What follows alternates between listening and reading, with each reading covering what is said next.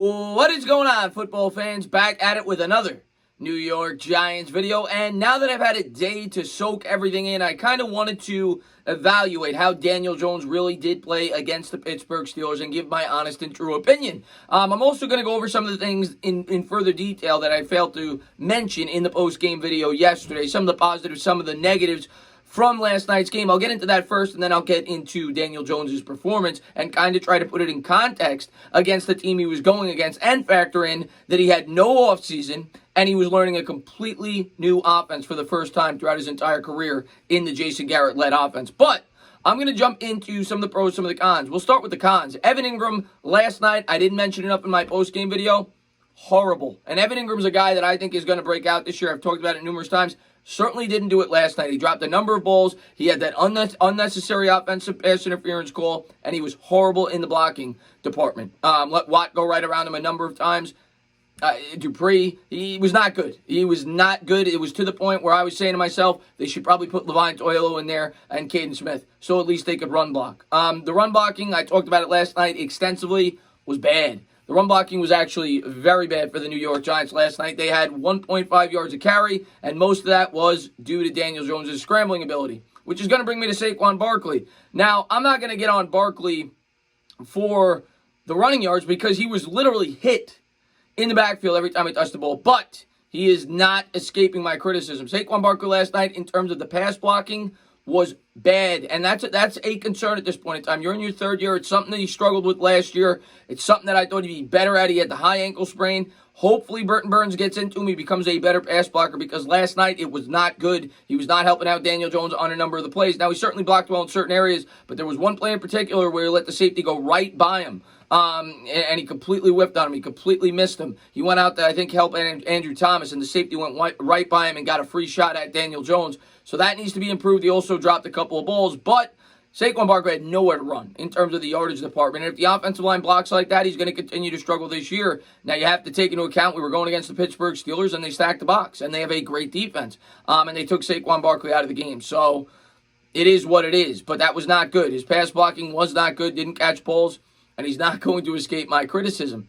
In terms of, and of course, the obvious guys, I know Thomas played pretty well. Fleming did not. But I'm not even going to get into him because we know Cam Fleming's not a part of the future. We know he's not going to be the right tackle for the whole season. If he keeps playing like that, you're going to see Matt Barrett in there sooner than later. In terms of the positives, before I get to Daniel Jones, which when I really thought about it and looked everything over, it was positive last night for Daniel Jones. But Darius Slayton, I could pretty convincingly say, and you go back, you look 6 months ago, I made a video on Darius Slayton saying that I think he's going to have a Pro Bowl-like year this year. I believed in Darius Slayton. He had really good chemistry with Jones last year. I think he fits this scheme very well. Darius Slayton had 2 touchdowns, over 100 yards, 6 catches, continues to get open, continues to make big plays, made a couple of really nice catches over the middle. Darius Slayton, to me, is legit.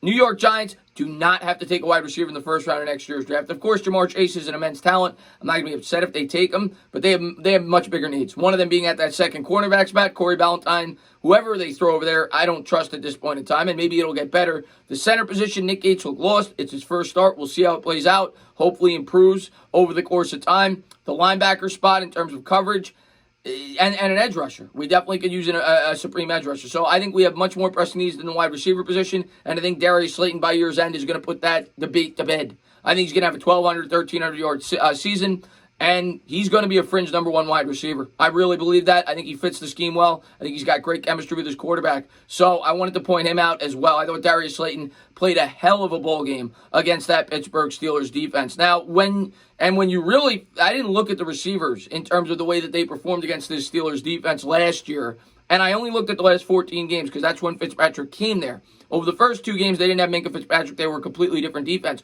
Over the last 14 games, the average quarterback, we're talking about passing yards, threw for 176 yards against this defense over those 14 games. Slayton by himself had 102. Slayton had a hell of a ball game for the New York Giants, and if I had to guess, there was only a number of receivers last year that probably had over 100 yards against this Pittsburgh Steelers defense. So that was certainly a positive. But the crux of this video, the main guy I wanted to talk about was Daniel Jones. And Daniel Jones last night, you get into it during the live stream, you get upset over the turnover, and make no mistake about it, the second interception in particular was really bad. I looked over the film. I watched the first interception. I'm gonna tip my cap to Watt. Watt made a ridiculous play. He read the quarterback beautifully. Yeah, Jones didn't look off the wide receiver. And yes, he can't throw that interception in that spot to change momentum. But that was a lot more Watt than it was Jones on that play. The second interception, yeah, Jones has to just get rid of that ball, throw it to the sideline, or take the sack. He's out of the pocket. Made a mistake. Was trying to make a play. But overall, when you put everything into context for the New York Giants and for Daniel Jones against this defense, I went back and looked at last year, the way that the quarterbacks performed. Last night, Daniel Jones, now keep in mind, they couldn't run at all. This team last night had 27 yards on the ground, or I think 27 or 28, whatever it was. Jones had 22 of them. I think they had 29 yards on the ground. Jones had 22 of them. So his running backs provided him with 7 yards on the ground, okay? He had a supreme defense going up against him, and he had 3 new offensive linemen, so 60% of that offensive line was brand new. So keep that all in mind. Now, when you look at the way quarterbacks performed against this Steeler defense last year, I'm going to go over each individual performance and the support that they had and didn't have.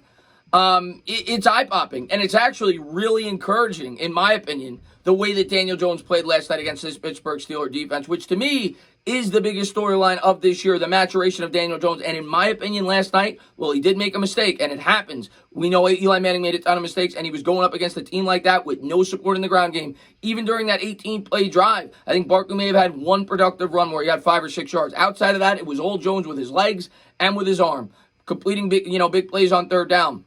But with no support, when you put into context how good this Steelers defense is, I think you should be very encouraged with the way Daniel Jones played last night. As a matter of fact, I think it was one of his best starts since he's been in the NFL, when you take everything into account. But let's look at the numbers. I got it all written down right here. Last year, on average, quarterbacks attempted 31.6 passing attempts against this Steelers defense. They had 17 touchdowns and 20 interceptions in the 14 games. 17 touchdowns and 20 picks, okay? 11 out of the 14 games, the Steelers defense surrendered less than 200 yards in the air. Now, to put it all into context, last night Daniel Jones threw for 279 and 2 touchdowns on 26 of 41. He has the second most yards ever thrown against this defense since Minkah Fitzpatrick has entered the lineup, and he has the second most touchdowns with no support whatsoever in a brand new offense going up against a very experienced defense. And they had months to prepare, Mike Tomlin, for the New York Giants. In terms of the individual quarterbacks, Lamar Jackson last year won the MVP. Well, he didn't win it because of the Pittsburgh Steelers. In his only start, Robert Griffin started the last game because they had already, clinched the playoffs. He was 19 of 28, 1 touchdown, 3 interceptions.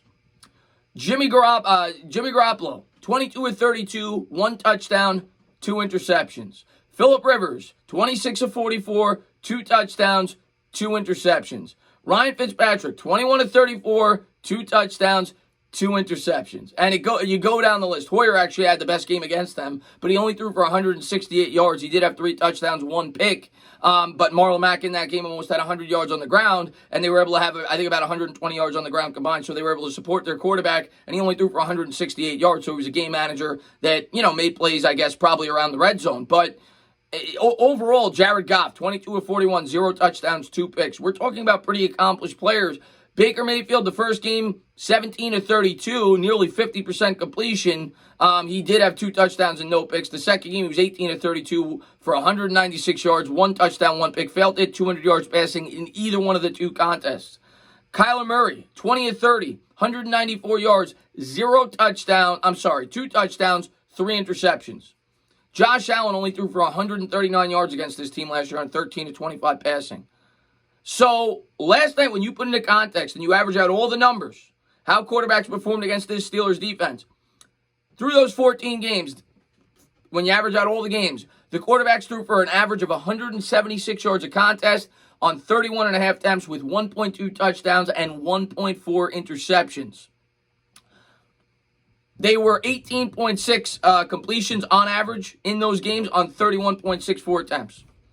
Daniel Jones, when you put everything into context, going up against a defense like this, played as good as you could have possibly hoped for without any type of run support. I'm actually incredibly encouraged by the way Jones played. We'll see how he does against the Chicago Bears, but Jones had a lot of zip on those throws. He fit balls into tight windows, and yeah, he made a mistake against the best defense the league has to offer.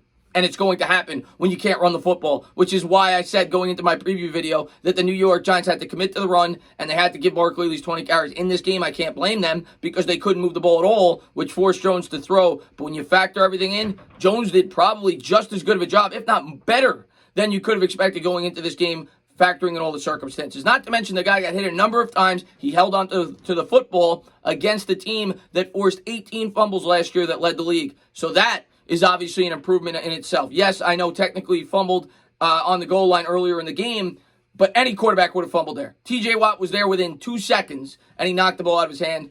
I can't get on Jones for that, but it didn't go in the books as a fumble. So 0 fumbles against the team that forced the most fumbles last year. In my opinion, outside of the one interception, the first one I'm going to give more to Watt, and it was a bad interception. Make no mistake about it. He didn't have a perfect game, but factoring everything in, he played pretty damn good against a damn good defense. You're talking about a team that surrendered 176 yards through the air on average and 17 touchdowns and 20 picks last year. And you're talking about a quarterback who had to learn a completely new offense with no preseason and a completely new offensive line. Everything taken into account, Daniel Jones, to me, showed a lot of positives in that game last night, and hopefully he continues to grow. But I personally think we got a franchise quarterback. As always, guys, if you liked what you watched, please subscribe. Drop a comment. Maybe give me a little thumbs up. Cheers.